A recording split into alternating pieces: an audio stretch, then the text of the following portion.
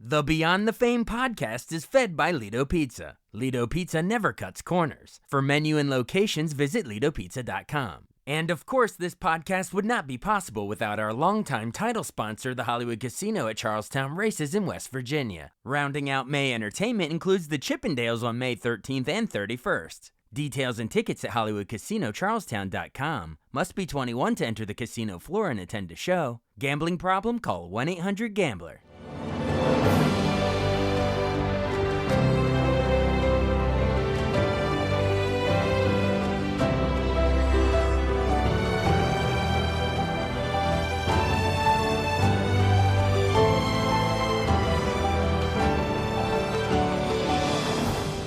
Welcome to the newest episode of Beyond the Fame with Jason Fraley. I'm your host, Jason Fraley, picking the brains of the top filmmakers, musicians, and artists of our time.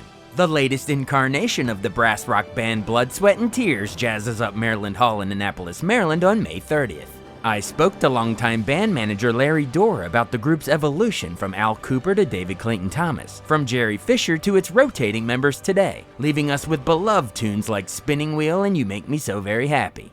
Hey, Larry Dorr. Hey, thank you so much for joining us. My pleasure. Thanks for having me. We're doing something a little different today because Blood, Sweat, and Tears, the iconic band, rotating members in and out over the decades, they're coming to Maryland Hall in Annapolis, Maryland on May 30th. But we're doing something a little different today because the founding members haven't been there since, 1975 or something like that. So we're catching up with the band manager, Larry Dorr, who you've been basically with this outfit longer than anyone. So you're the perfect one to talk about this show and the band's history. So thanks for joining us. Oh, my pleasure. My pleasure. I've been here for quite a while, so. I'd love to go sort of chronologically through some of the history, but after we tease the actual show here in Annapolis. So let's start there then. So basically, as we alluded to, the name BS&T, it rotates members throughout the years, but it's always, the best musicians in the world. Who's the latest lead vocalist? Is it still Keith Peluso from The Voice?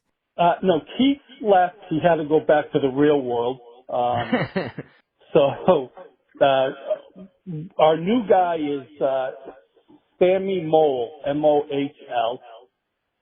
Great singer, young guy, like 35 years old, out of Philly. Super nice guy, but he's been in and out of the band. He's kind of been our sub for Keith for the last 3 years.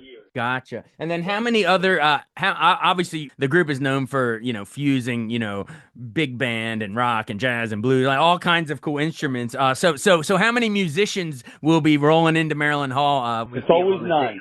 It's always from day one. It's 4 rhythms, 4 horns, and a singer. That has never changed. Awesome. When we hear big band and the horn section in rock and roll, a lot of people think of Chicago and stuff like that. And Chicago's great. They've been on this show as well. Love it. That's the first thing that comes to mind. But really, Blood, Sweat, and Tears. Did I see they were inspired by a different Chicago band, the Buckinghams, that brass rock? Well, that's where horns really started. Yeah. I mean, if you want to go back to the first band that had horns, really the Buckinghams came out with horns. Chicago and Blood, Sweat, and Tears, right around the same time, they had the same producer, William Guercio. He did BS&T, then he left, and then he did Chicago. So, we've always kind of been related, even back that far.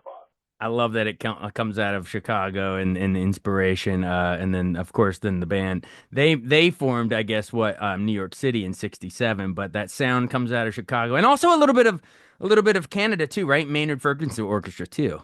Well, Maynard Ferguson. I mean, there's a lot of bands, that, once we had some success, everyone in the world did it, and some bands did it really successfully. I mean, Chicago obviously is, in my opinion, probably the most successful horn band. Of all time, yeah, absolutely. They had hits right through the 90s. Oh. So that's pretty impressive. Oh, very impressive. But also right there with them, neck and neck, at least, back in the late 60s, was Blood, Sweat, and Tears. So I would love to go into some of the history of the band. And obviously, you've met many of the band members and toured with them and rode buses with them. So you know a lot of these stories, even though you weren't technically there right in the beginning. But you've heard this. You have all the knowledge. So I want to pick your brain here. So they were formed in New York City in '67. And the original lineup, it was Al Kooper, of course. He did one album with them, but But take me back to that original. How did the original group of guys meet? Al, Bobby, Steve, Jim, and I guess Fred as well. Shortly after. Mm-hmm. Yeah. I mean, most of the guys were friends down in the village. It was just a time where all these, which went on to be amazing bands, just hung out. So everyone kind of knew each other, recommended, people. That's kind of how it came together. But most of the guys in BS&T were already friends. And not all of them were friends together, but some of the guys were friends with someone they brought in, and, that's kind of how it came together. I love it. And I was dropping first names a few seconds ago, so let me, for posterity's sake, fill in the last names there of that original group. So Al Kooper, of course, singing and keys, Bobby Colombi on drums, Steve Katz on guitar, Jim Fielder on bass, and then like a month later they add Fred Lipsius on alto sax, piano, and then they add a bunch of other horn players too in those early days. Dick Halligan, Randy Brecker, and Jerry Weiss. And once they're an octet, they debuted at the Cafe A Go-Go there, the famous spot there in Greenwich Village. So that was really sort of the first, if you're going to say the first like 8 members, that would have been that, right? Oh, absolutely. And matter of fact, the first gig in the village, they didn't even have a name. Their very first show that they got booked in, they didn't have a name for the band. The fact is how the name came about was when they called Al Kooper to book the show, he was trying to come up with a name, and on the wall was a Johnny Cash album called Blood, Sweat, and Tears. Of course. That album. So it's nothing to do with anything else or all these wild stories up, but that's how the name came about, off the Johnny Cash album. I had no idea it was named after that 1963. Very few people do. They think it was Winston Churchill, which he never said blood, sweat, and tears, but for some reason that story took off. But no, it was Johnny Cash's album. That's where the name came from. That is awesome. And that was the album with like Casey Jones and Busted and Waiting for a Train. Like that was the album it's named after. That's so cool. Awesome. So that Johnny Cash album would have been in 63. So yeah, just a few years before, 4 years before the band forms there in 67 in New York. And I know I said, the octet first played at the Cafe A Go-Go. But I guess like when it was still just 4 or 5 of the guys, they first played at what would become the Fillmore East, then the Village Theater right before that. But basically they're playing all around New York, putting their blood, sweat, and tears into the scene there. That's great. All right, and then so from there, then they sign with Columbia Records for that first album, "Child Is the Father of the Man," comes out in 68. Ironically, the only album. I guess that's what makes it special, right? It's the first and only one with Al Kooper on that. So, in your mind, does that still hold a special place? That first album, because Al, future Rock Hall of Famer himself, he was just inducted 2 years ago. But yeah, like, does that hold a special place for you because of that reason? I don't. I mean, it wasn't a successful album at all. Right. So, he actually left because he was moving to England to start a career in England, which never happened. But I think everyone, it kind of got the band as a band. But when Al left, there was a big change of everything in the band. And right. The second album is the one that took off and made the band what it is today. I mean, the biggest thing for this band was it was really a jazz fusion band. And it really showed on the second album on, what the jazz chops were. And all the guys that came in, you had to have serious jazz chops to be in the band. Oh, yeah. If you couldn't hang, you wouldn't make the band if you couldn't hang with them jazz chops. No. If you didn't have them, you were out. Yep. And not every musician does it. It's a hard thing, and now it's almost an impossibility to find anyone that, younger people that know what jazz really is. But right. That's really where the band took off from the second album. They got their direction. Bobby Colombi was the musical director. He really, because Bobby's brother was the manager of Thelonious Monk. Oh, wow, okay. That's where the jazz roots really came in, and Bobby was exposed to it as a young child. So Bobby had all the jazz chops to make BS&T what it was in that respect. Man, Thelonious Monk, that's some serious jazz cred right there. um, yeah, so like you're saying, obviously the second album, the self-titled one, Blood, Sweat and Tears, that one is when the band's signature sound really took off. And by the way, all respect to Al Cooper, he had played the Hammond organ on like Rolling Stone, Bob Dylan, like and played for the Who and the Stones, etc. Like great Hall of Fame career on his own, but Blood, Sweat and Tears, as we know them, was really what when David Clayton Thomas takes over as frontman on that second self-titled album, right? Oh, I mean, that's when voice to the band came. I mean, there were other guys that were replaced also, amazing musicians, but David, that's when he stamped, he put his mark on the band. Absolutely. That album not only tops the charts, but it wins the Grammy for Album of the Year in 1970. It beat the Beatles' Abbey Road, folks. Like that is that's the caliber of this amazing album there. And it was off the strength of several huge hits. And let's take them one at a time, like a little deep dive. Any cool backstories you know of these? So let's start with Spinning Wheel, of course. Everyone remembers that song. It's probably the band's most, like when I hear the band name, I think of probably that song first. What goes up must come down, spinning wheel, got to go around. But do you know, obviously you weren't there at the time, but talking to the guys, any cool behind the scenes of how they put together, like who came up with the idea of writing Spinning Wheel? Oh, David Clayton Thomas had wrote Spinning Wheel, and he had recorded it in Canada before he joined Blood, Sweat, and Tears. So that ended up being a lawsuit, but it was nothing. When the band took on Spinning Wheel, if you heard the original, you would never recognize the hit that we had with it. Right. I mean, it's two totally different tunes now. But that came from inside the band. I mean, David wrote some cool tunes. There's no doubt about it. But luckily, the film had Bobby Columbia. They had all these guys who were really good. Could turn it into in the band we call it BS&T, but you could turn it into a jazz fusion type hit. Yeah, man, it's a group effort on a lot of these. Absolutely. And that album also, just to remind folks, not only Spinning Wheel, it also has "You Make Me So Very Happy." I think a couple years early, originally it was Brenda Holloway, but BS&T really jacked it up into the tune that we know it today. It opens with that organ, but then by the chorus that you're really hearing that brass kicking. Talk about why do you think that song is so catchy, even when you play it today? It's a great tune. I mean, it's an amazing tune. Great tunes are just great tunes. It's just they span the test of time. People got married to these tunes. They went to Vietnam on these tunes. They graduated high school. They had children.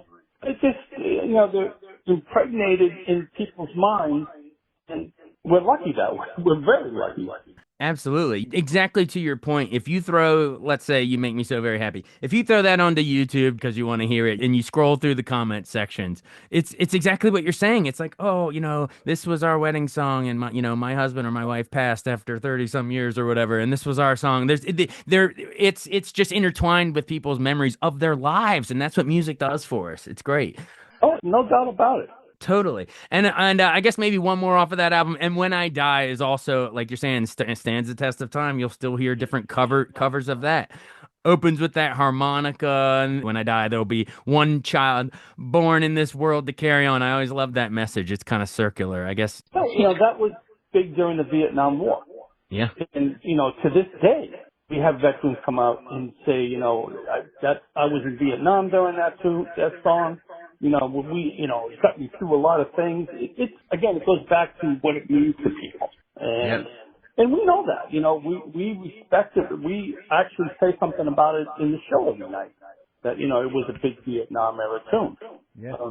Wasn't it originally Peter, Paul, and Mary? Like right before you guys did it?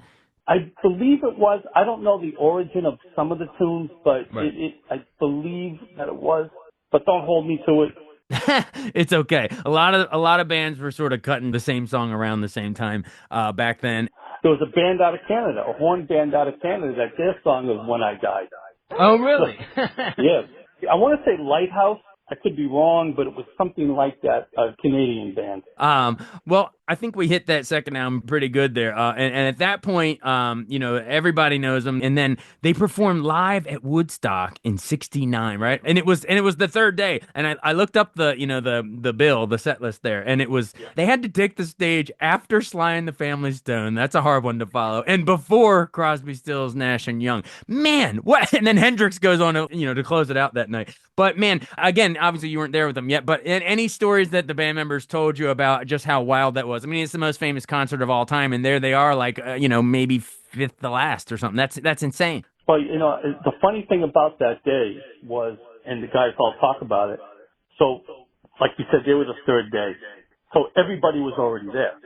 There was no traffic because everyone was there. They're camped out. They're they're hungover. And a lot of these guys lived in Manhattan, or they lived in upstate New York, just outside of the city. Yeah. And they just got in their cars and drove to the show and drove home. I mean, one of the guys in the band kind of, of course, we know drugs were pretty prevalent then. Sure. But he told a story one time how they came in a helicopter. They never came in a helicopter. He might have thought he was high as a helicopter. Well, what were you doing that day? So, but no, they drove in. I mean, Blood, Sweat, and Tears was really one of the first bands that was booked for Woodstock to give them credibility. I mean, think about it. They were Woodstock was '69, and the big album of the year Grammy win was technically '70. But basically, that was the album. They were the top of the mountain. They absolutely would have lended credibility to the concert. Absolutely, because no one knew who these kids were. They had no credibility, nothing. Yeah. So when they got BS&T and BS&T signed on, that gave them the juice they needed for other bands to be, it must be real.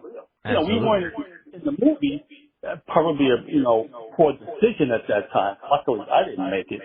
But it just came down to money at that point instead of thinking, we can just do it. So you said the movie? You mean the documentary? The Woodstock movie. We're not in it. I've seen the movie. I couldn't remember. That's when we must be in heaven, man. What ended up happening was the promoters didn't want to pay the band to be in the movie. Wow. So they were never given the right to film it. There's actually, I believe, a video from Woodstock of one or two tunes before the manager at the time made them turn the cameras around, away from the stage. Wow, I never realized that. And I know it's out there because I've seen it. Oh, really? It's just not a part of the official movie, but the footage somehow leaked, and you could probably find some of the. Well, everybody puts stuff on YouTube, the internet. Yeah. Well, I still highly recommend folks check out the documentary. It was in 1970. I guess it won the Oscar for Best Doc, and I think Thelma Schoonmaker, Scorsese's longtime editor, even edited it, I believe. But movie. It's a cool movie. But it would have been cooler if Blood, Sweat, and Tears had been officially in it. We agree. I mean, we agree it was just a bad decision that was made purely for money. It happens. There's a lot of legalese that's going to happen as even through the rest of this conversation. There's a lot of rights back and forth over the years, but we'll get into all of it. But just before we move off of that, since it's not in the documentary, I would like to I'll really quick list their set list from that day. Do you know it, or do you want me to read it? Why don't you? I have it somewhere. I don't know where it's at the moment, but it's somewhere here. Well, I got it in front of me. That'll be easier. So they opened with More and More, into Just One Smile, into Something's Coming On, then More Than You'll Ever Know, then the big hit Spinning Wheel, of course, halfway through. Then they go Sometimes in Winter, Smiling Places, God Bless the Child, and When I Die, which we just talked about. And then they close with You've Made Me So Very Happy, which was also what we just talked about. Man, that's a set list. Oh, and by the way, then the audience after that, they stand and cheer. And then the very next song they hear is Sweet Judy Blue Eyes by CSNY. I mean, what a concert. Yeah, look, it was 3 amazing days that will never happen ever again. Never again, because society's changed too much. Everyone would be on their phones. It was of a time and a place. Well, they did attempt it again. It just wasn't the same. Yeah, I mean, good for them, but that was a moment in time you can't replicate. Period. Nope. Time capsuled forever. Awesome. So then coming out of that, the third album, Blood, Sweat, and Tears 3 in 1970, which I always think is ironic because the first album was called Child is Farther Than Man. So, but either way, it's their third album, so it works. That also, I think that was a chart-topping album too. It had Heidi Ho and other stuff. So David Clayton Thomas is still on for that one and for BSNT4. Is he for both of those? He's on. I mean, he's on and off. He was kind of in. He was out, record, then wouldn't come out, and it was kind of the beginning. I want to say the beginning of the end, but it was the band had changed. Just Right. it was on the slide at that point. Right, because David Clayton Thomas, he leaves in 72, and then they put out a Greatest Hits album. Then Jerry Fisher comes in and takes over frontman for the fifth album, New Blood, fittingly titled, there in 72. And I guess Fisher's there for No Sweat in 73 and Mirror Image, the albums in 74.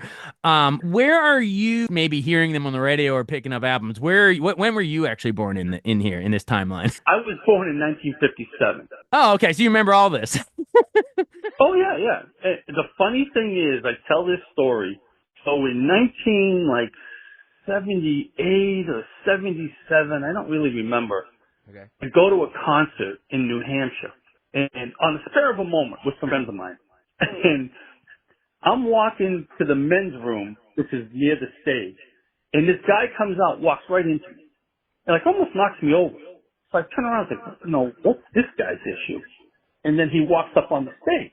Whoa. And I go use the bathroom, I come out, and I go to my friend, and I'm like, hey, that guy on the stage almost knocked me over a few minutes ago. It was David. David Clayton Thomas. David Clayton Thomas. That's insane. And then years, not that many years, it was just a few years after that, when I came in and kind of reconstructed everything. Yeah. Here I am working with the guy. That's crazy that you bumped into him though. So that would have been if the timeline's right then. So let's see. So Jerry Fisher, I guess his last one there was Mirror Image in 74, and then David Clayton Thomas comes back for the sixth album, New City in 75, then More Than Ever 76, Brand New Day 77, and then Nuclear Blues in 80. So the infamous bumping in incident you're talking about probably would have been around Brand New Day-ish, somewhere around there. Probably, probably was in that ballpark. And where was that again? Where did this happen? That was in Hampton Beach, New Hampshire. Okay. And is that where you grew up? I grew up in Massachusetts, so I'm only 15 minutes from there. Okay. So it was a big call for live music back then. A quick jaunt over the state line, and then you go to see that. Yeah, it was just like what kids. I always wanted to see them, and they're like, wow, they're 15 minutes from here. Let's go. And when I was telling David the story, and we were laughing about it because it was like, wow, life is strange. That's hilarious. So leading up to that concert, then, did you, if you were growing up, listening to the band, did you own their albums? I want to know some of your fandom before we get into your official band managing and bumping into him. What was your fandom like? I was a big, for me, when Blood, Sweat, and Tears came out as a fan, it was, how old are you? I was born in 84. So, but hey, by the way, time is crazy. I'm a 40-year-old man now, so. Yeah, no, I always ask people because it's just everyone has their moment with the band. But for me, when the second album, if you want to call it the second album, after Child Father to the Man, the self-titled one. Yes, it's to me it was so different than anything there ever was. I mean, I spent, like everyone else, months listening, taking it apart, wondering, what is this instrument? What's that? How do they do this? And the funny thing is, Steve Katz, who was the original guitar player in the band, I think Steve left in 73, but 70, in that ballpark, Steve wrote Sometimes in Winter. And, it probably never really got any respect in the band at all. But I remember saying to Steve, we had Steve come back in the band for a little while back in the 2000s. And I remember saying to him, I said, the funny thing, Steve, all the horn stuff going on, your song was so different than what the rest of the band was doing. I was like, wow. And I was young, I was like, wow, they can do all this jazz, all this stuff, and then do Sometimes in Winter, which is totally different, and pull it off. So and that's really where I kind of ended up being a Chicago fan, and I don't have the jazz roots that Bobby Colomby has, but I've learned so much from Bobby in the jazz world. I mean, I'm a big jazz fan, and I just think that it's unfortunate jazz will change dramatically as the other generations go on. But I was lucky enough to be a part of it, listen to it, and really enjoy it. That's so cool. So you're geeking out and dissecting the songs and enjoying them as a fan and then even, crossing state lines really quick, 15 minutes to go see this concert, and boom, you run into David Clayton Thomas. So then after that point, if Nuclear Blues was, I guess, the last, official album they put out in 80, how did they actually bring you in to be the band manager? Well, I actually came in probably like 81. I think 81 is when I officially took the reins of the band. Oh, cool. So how I ended up, this is even weirder, how I ended up getting in with Blood, Sweat, and Tears was I happened to meet David Clayton Thomas outside of the music and doing anything. I just happened to meet him at an attorney's office. You mean after you bumped into him? After the bumping? After I bumped into him, like 79 or 80, his lawyer / manager at the time was someone I knew. Okay. So I kind of met him in the lobby or in front of the building, really. We talked for 15 minutes, had a nice talk, and I gave him my numbers before cell phones and all that. Yeah. And I just get a call from him one day. And he goes, we're looking for a manager. He said he was. I'm looking for a manager. He was kind of out of Blood, Sweat, and Tears at that point. And, I'd like to talk to you. So that's kind of how I came into it. That way. It was just so bizarre how it happened. Wow. What was your previous life, though? Were you in the lawyer world, or what were you doing before you became the manager? You won't believe it, but I was on Broadway. Oh, well, now we got, this is an all-encompassing entertainment podcast. So, hey, tell me, I want to know your Broadway roots before you join. Let's go. So I ended up taking Broadway shows out on the road. So I had done it from, I think, 76, or 75 to around 80 until when I met David. You talking like national tours, you mean? Yeah. So I was extremely lucky in my life. I came from a very small town in Massachusetts. Poor family, didn't really have anything. And I knew that somehow life had to be better than that. And I just got in my car and I drove to New York City. Never been there. I saw it on TV. It's as far as I ever got to seeing it. I ended up spent the night in my car in Times Square, parked right in front of one Times Square where they dropped the ball. And I remember like, wow. Were you blown away stepping out and looking up at those skyscrapers the first time? You got to be. Everybody. When you're from a small town and you look up and you see what, man-made structures towering into the clouds, it's mind-blowing the first time. Well, I got there at like 1 a.m. It was a Sunday night when I got there. Yeah. And it's not like it is now. It was bustling, but not anything like it is now. 70s New York, very different than New York today. Yeah, it was the best time to be in New York. Like Shaft and Taxi Driver, imagine the New York captured in those movies. Oh, it was insane. Yeah. And so I sat on a bench, and then it was now like maybe 6 a.m, and people are starting to come to work. I just remember saying to myself, oh my God, where would all these people come from? I've never seen anything like that in my life. Yeah. Across the street was a Chinese restaurant that all you could eat for $1.99.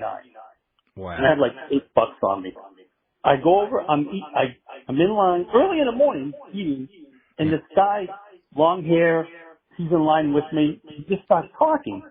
And he goes, what are you doing? And I said, I just got here last night. I said, I don't have any idea what I'm doing, where I'm staying. And as we're having this conversation, I don't realize if they towed my car. Oh my gosh. My car's gone. So, and I said, as we're talking, I noticed it's gone. After we get done, oh my God, my car, they towed it. He says to me, he goes, here. He goes, I work at this theater down on Broadway. He goes, I'm going to work now. He says, give me a couple hours, come and meet me there. Okay. I got nowhere to go now. So he gets me a job in this theater. Never been in show business, nothing. Right. So he introduces me to the producer of the show. I can't remember the show he was on. I just don't remember it. Yeah. But so I meet this guy, Hal Zeiger. He looked just like Santa Claus. Exactly. Maybe it was. You know, Miracle on 34th Street was right there. Maybe it was Santa. He could have passed for it. Not the most pleasant guy in the world, but he liked me. So he says to me, he goes, come over to my office at 4 in the afternoon. I want to talk to you. So this is like, I don't know, maybe noon or 1 or something. Yeah. So he writes the address down, and the guy's name is Sheldon Dunker, who got me the job at the theater, told me how to get there. This guy's office is in 1 Times Square, where I slept that night. It was just so bizarre. Wow. And Hal Zeiger he produced Jesus Christ Superstar, I believe. That was the show he put me on. Whoa. Now, when you say put you on, in what capacity were you working on it? Well, my first job was to drive a truck, a little box truck, which was the overflow of the tractor trailer. Oh, So I was like, wow. sure, I'll do it.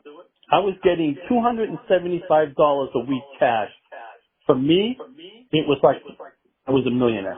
You mean driving the truck for the national tour of Jesus Christ Superstar? Yep. Wow. So you're going town to town. What's the buzz? Tell me what's happening. Yep. 6 months were gone, and I kept working my way up the ladder.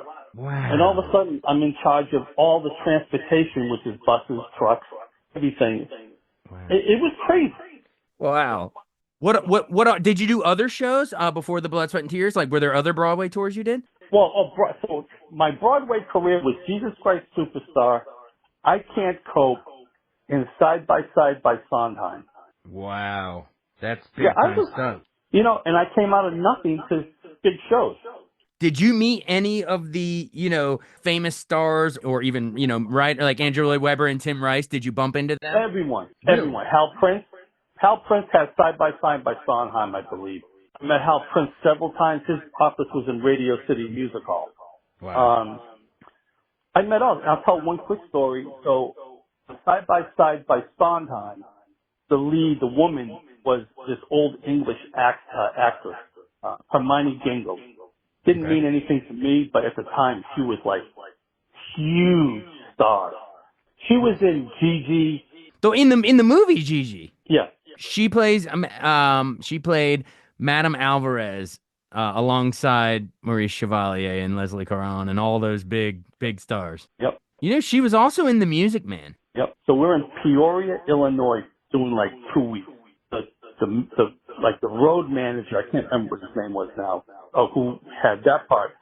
He comes up to me and goes, "Hey, Elizabeth Taylor's coming to the show tonight. Really? Bring her backstage to Hermione." Okay. But it didn't mean anything to me, but I knew my mother was a massive fan, so I called her. Before cell phones, this was like regular phones. And I said, "Hey, you're not going to believe who's coming to the show. Liz Taylor." Oh my God.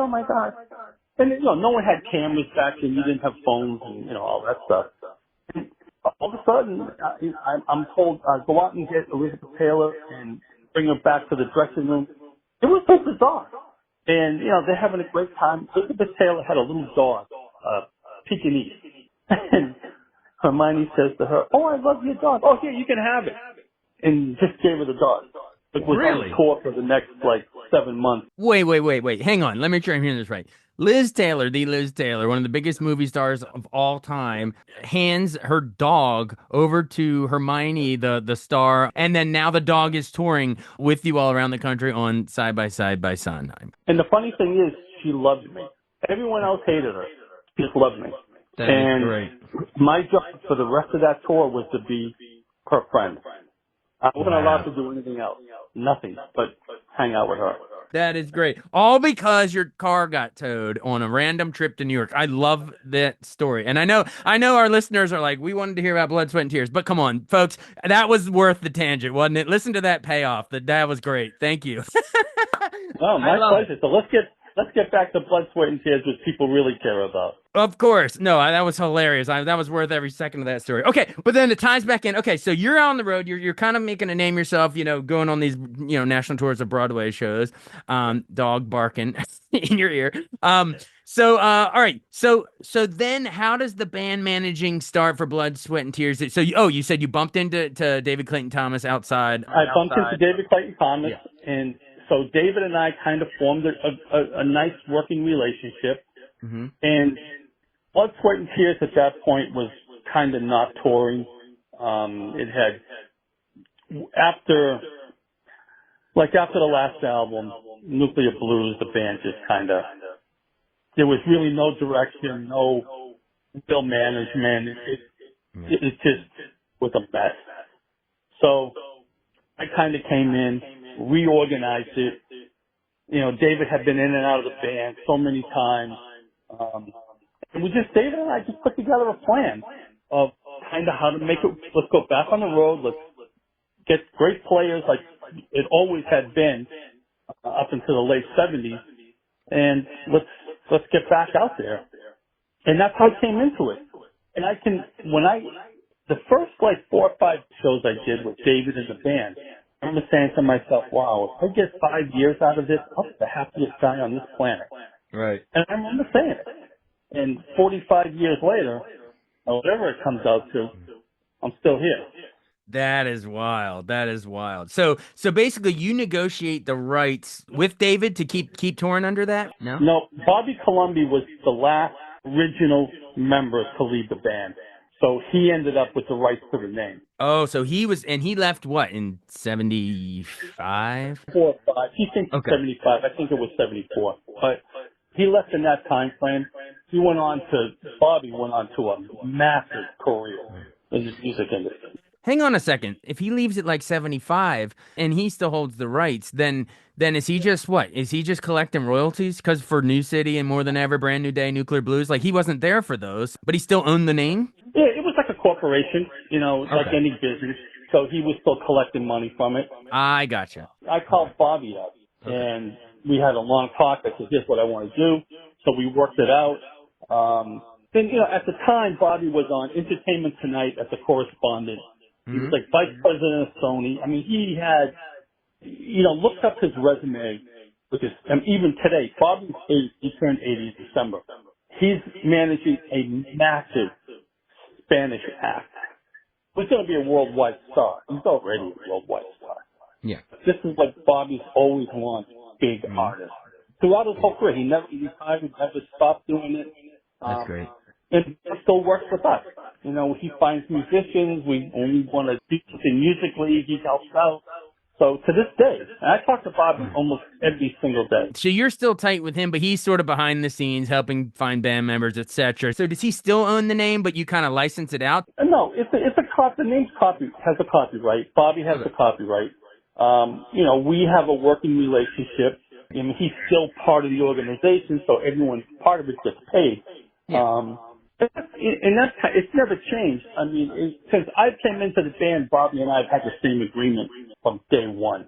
Well, that's nice that you guys get along. So, all right. So then David Clayton Thomas basically is fronting the band with you as the band manager from like the early 80s until what, 2004, like 20 years or so, right? Actually, 19 years. So when David left, he left in 2004. He made the right choice. I mean, David really, and I know it was a really hard decision for him to make, to leave the band. I know it was. The last 5 years that, David was in the band, him and I just kind of started seeing things differently. You mean like creatively or? Creatively and everything, it's like anyone else. You work in a factory or you work at a car dealership. It's hard to be friends with everybody. For that long, eventually there'll be some sort of disagreement. Yeah. Without a doubt. I mean, rock and roll history is littered with bands that broke up, etc. So the fact that you even made it that long is impressive. Yeah, the gutters are full of bands that break up. Yeah. And David was best man at my wedding, which I'm still married to the same woman. Oh, congrats. What year? How many years you in now? I've been married 36 years. All right, congrats. And so he was the best man. So you guys were tight. No, and I would like to think we still are, but, Right. And I was best man at David. One of his weddings, I can't remember the year now, but I was best man and the maid of honor at that wedding. So. Wait, how does that work out? So they got married in Reno, and one of those little churches on the side of the road type thing. Yeah.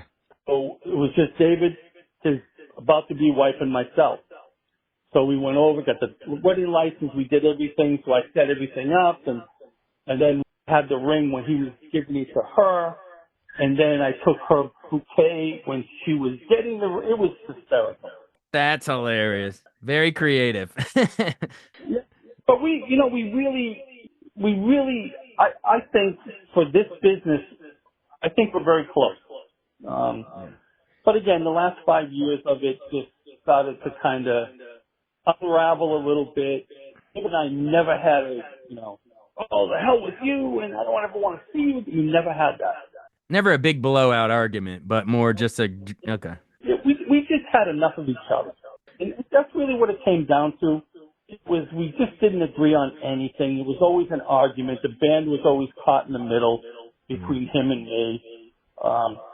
And when he decided to leave, it was just like, yeah, Is that a phone call or a handwritten letter, or how does that, if you don't mind me asking? No. We talked in person at the last kind of show we ever did together, which was Mohegan Sun in Connecticut. Okay.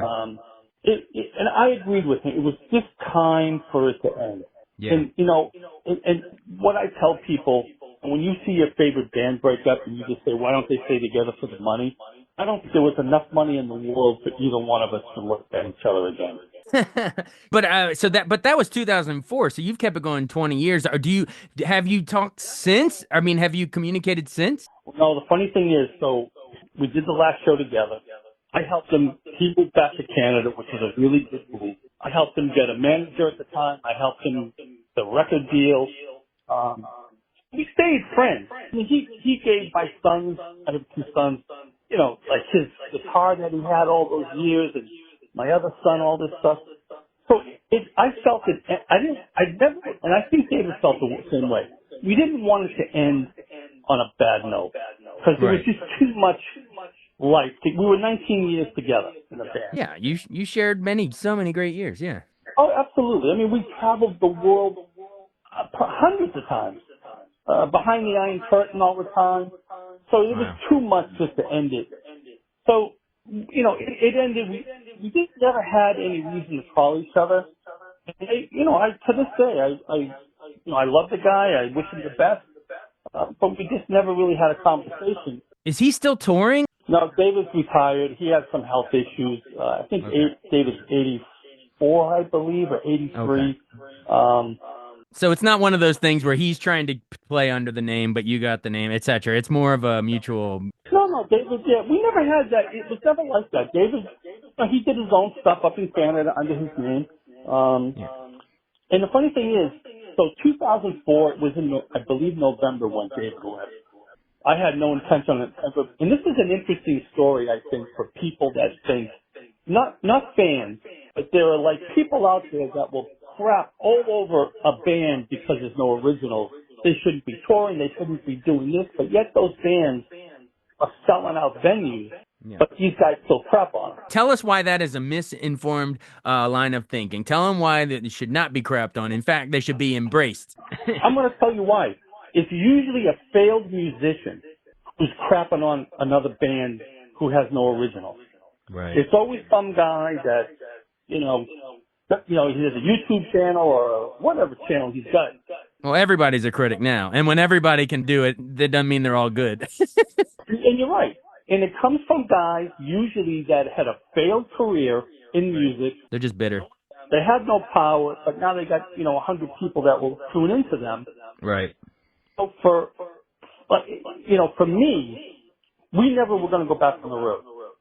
6 months later, our agent at the time, kept calling me, hey, I have these shows. I said, nah, David's not in the band. I never toured without David in the band, up to that point. So I couldn't fathom going out without him. It's just so weird. Like, how am I going to go out without him? So finally, the agent, now the price for the shows now are like more than I was getting with David in the band. And it just didn't make sense to me. So finally I said, okay, I'll tell you what. I'll do one show. And that was when that hurricane in New Orleans, Katrina. Oh, yeah. That was what, 05, 06? Something like that. Yeah. I think it was 05. 05, But anyway, yep. You Yep, you're right. decide, You're fine. I'm going to do the show, and it was just for the people that work, the workers, first responders, no fans or anything like that. Just people that worked horrible jobs, finding dead bodies. It was just horrible. Oh, the worst hell on earth. Yeah. So I said, you know something, I'm going to do that because, you know, no one can say, oh, he's doing it for the money and all this. I said, so let's do it. I want them to see the reaction without David. Yeah. So we do. They take us to the stage in the middle of an intersection. There are no lights, no nothing. It's all generated. There's no street lights. There's garbage piled up everywhere. It was insane. It was so surreal. Literal blood, sweat, and tears. Like the worst kind you can imagine. Yep. Wow. Yep. The worst situation you could ever imagine. Yep. So we get there, and I'm talking, a van driver, I'm talking to this guy, and he goes, oh my God, blood, sweat, and tears, blah, blah, blah. I'm the musical director for the high school jazz band, or marching band. So I said, oh man, what happened to them? And I believe it was like 120 pieces down to like 38. Just gone.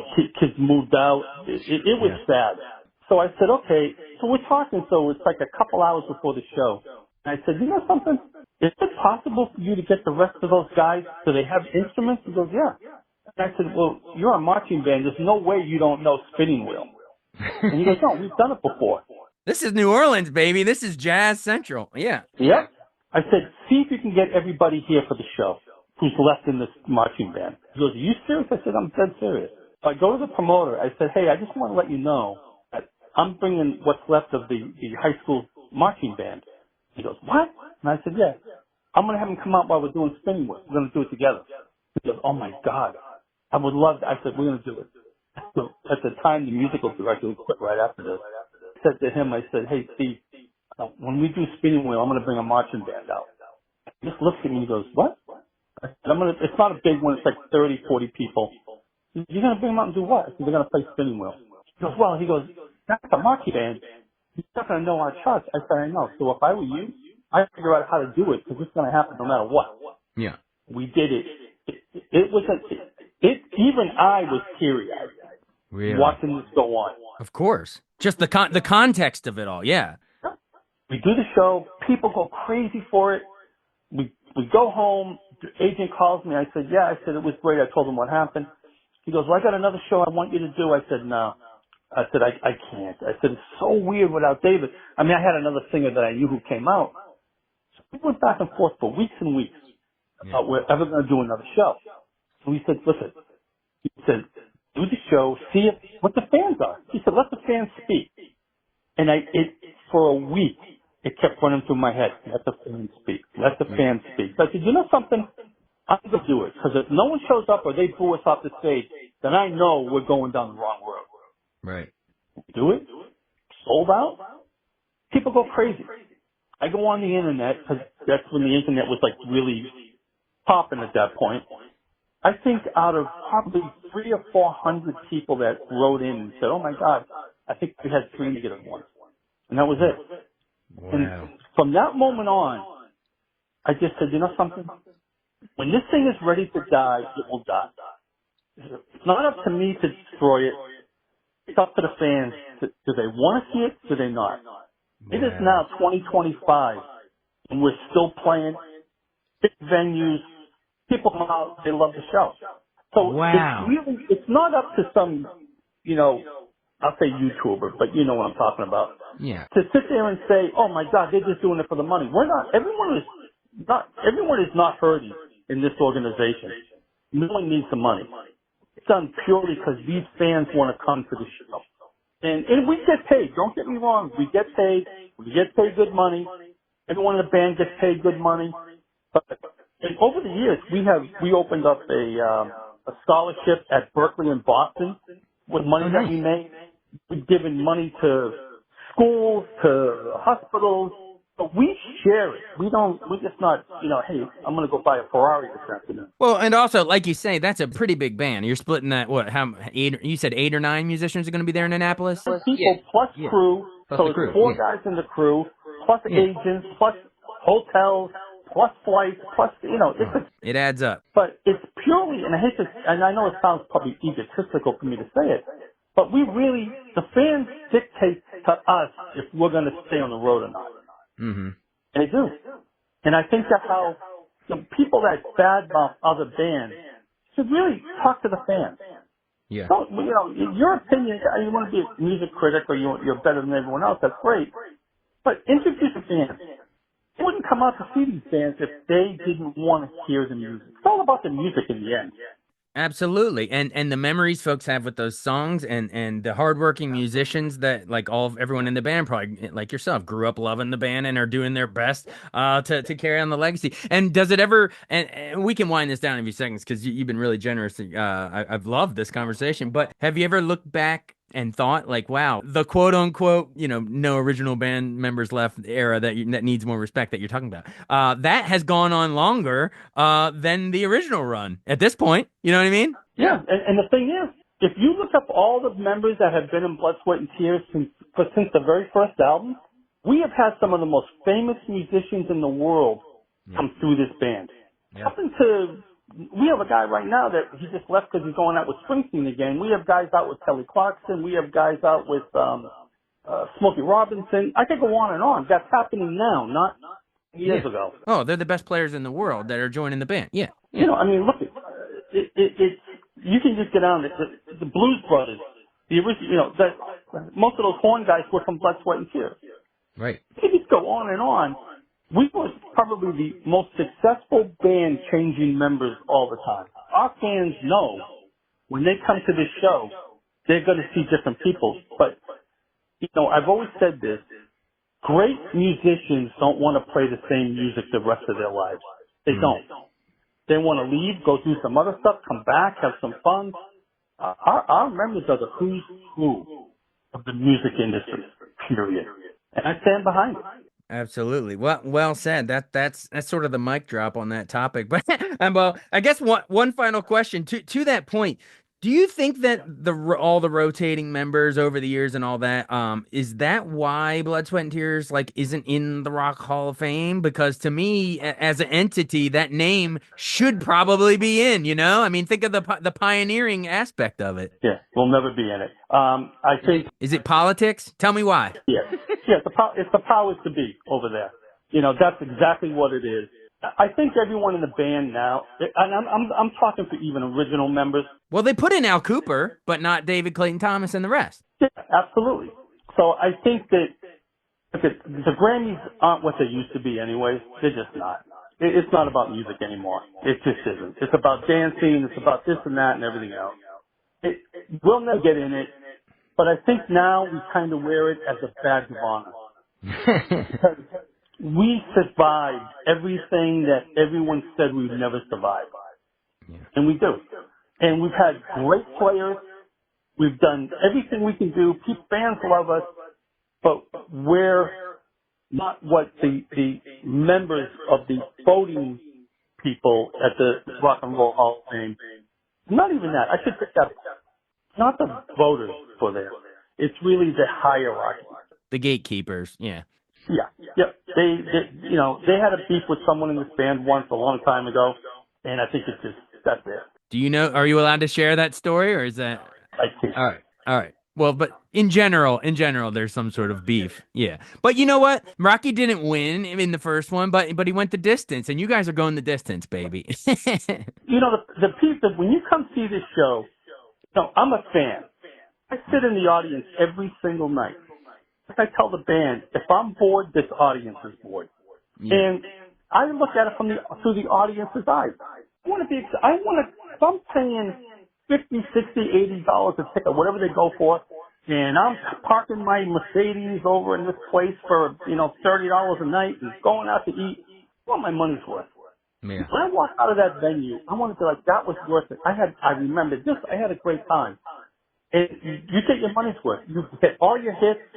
They sound like hits. It's really a great show, or we would never still be on the road if it wasn't. We love our fans. I mean, our fans dictate what this band does, and they really do. Well, you're going to have plenty of fans here in the Maryland, D.C. area, and they're all going to be coming out to the Maryland Hall in Annapolis, Maryland on May 30th to see Blood, Sweat, and Tears. Thank you so much, longtime band manager Larry Dorr. What a wonderful conversation from the history of the band with, the albums in Woodstock, but then also your personal history of the touring the Broadway shows, and then even the candid conversation about, the legal stuff and blah, blah, blah, and why it's important to support bands with quote unquote no original members. Like it's the brand that lives on, baby. So what a conversation. It's the music that lives on. It will live on more than any of us, longer than us. That's what's important. That's what it comes down. And fans know it.